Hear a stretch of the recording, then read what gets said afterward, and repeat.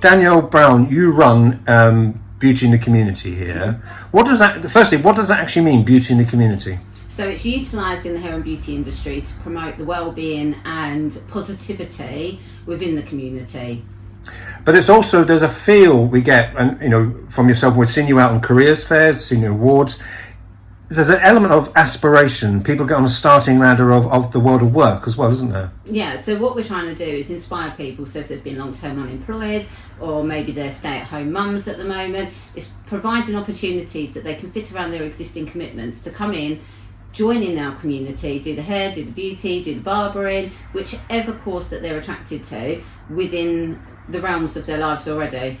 So somebody could have been at school, didn't go well, even tried college, didn't go well, but know somewhere on the line they want to get involved in hair and beauty. What are their first early baby steps for you? Okay, so they come in and obviously we'll do the initial assessments with them, because if they need any additional support, that needs to be identified early on, not at the end of the course that they can't read or they can't write or they're struggling with it and they haven't done their work and that's the reason why. So they start off by doing their initial assessments. We'll see if they're eligible for the funding, find out if they've got any prior experience within the industry at all and why they're doing this. So what are the reasons that you are interested in the hair and beauty industry? Do you want to go mobile? Is it because you've become so isolated that you want to build new friendships?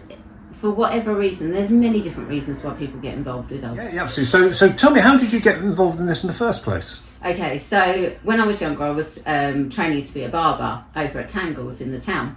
And then I got pregnant and was a stay-at-home mum. Was doing my hairdressing but didn't have any formal qualifications, so I couldn't get insurance. So I went back to college and got my hairdressing qualifications there. Whilst there, I was thinking, this is quite arduous, this is quite long-winded, there's got to be a better way to do this. I'm doing the same person's hair week after week after week. I'm not trying different people, getting to work with different hair types, getting to work with different models. And all along I was sitting there thinking, there's got to be a better way. This is not the way to do it. Not for me. It works for some people, but it didn't work for me. So roll on, I don't know, 10 years later, I opened up a salon, was told that I would never have a salon, so went and had a salon. Yeah. But it always feels there's a lot more like getting people. It's almost, there's a lot of people in Harlow don't believe in themselves, and it might be young people don't believe in themselves. That's a big element of the culture here. Massive. What can you do to get them to believe in themselves? You need to support them, be friendly, show them their worth. A bit of kindness goes a long way. A lot of people, unfortunately, are in a very negative situation. They've got a lot of negative influences around them, a lot of negative people around them, and by coming into our environment, it's almost like fresh. It's a new experience. There's lots of people that are going to cheerlead you. There's lots of people that are going to support you. There's lots of people that are going to praise your achievements and celebrate your successes with you. And it all starts by little steps at a time, and these steps then grow. But I would say you're quite an assertive personality, and I imagine you're straight talking with people, saying, I'll believe in you, but you've got to come to the party as well. 100%. So what we always tell them is what you put in is what you're going to get out. We're going to believe in you, but you do need to start believing in yourself. And we'll give you the tools, we'll give you the resources, we'll give you the skills, we'll give you the knowledge, but then you are going to have to be able to take what we've given you and run with it, not just sit there and leave it. How do you quantify success? Small successes. So say for instance they're just trying to do a cut, wash and blow dry. One length, once you've done that, achieved. So that gives them a sense of achievement. A lot of people that come to us have never achieved anything in their lives, have come with no GCSEs. Sometimes they haven't even had a job before. Or sometimes they've been away from their career for quite some time that now they think, am I going to be able to do it? Am I not? And just by coming in and doing these small increments, one at a time, and celebrating those successes together and fully supporting one another, it grows into bigger things. You're tucked away here near the rose around the back. It's a bit of a secret hairdresser in many ways, because it's a secret salon when you see the space here.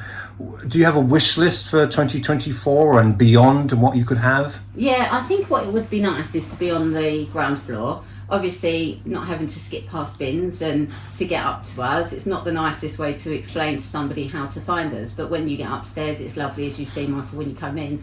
It's clean, it's tidy, and it's completely different to what's outside. But then it does kind of roll into don't judge a book by its cover. So, and that's what we say to a lot of our learners as well. Like, people can judge somebody from the outside, but actually when you get to know them on the inside, completely different. And you get a lot of support from other organisations, don't you? Yeah. I think you've mentioned them, the Rainbow Services, Streets to Home, the council. That must help. Yeah, 100%. It's taken a while to get here, because obviously when I first started out, in communities working together and community organisations working together was a little bit disjointed. It was very hard to refer to one another and to know what was available. But now there seems to be that community feel to these community groups, which is ironic because that wasn't what it was like before. So that is starting to develop, and it is making a massive difference. Finally, do you enjoy what you do? Yeah, I love it.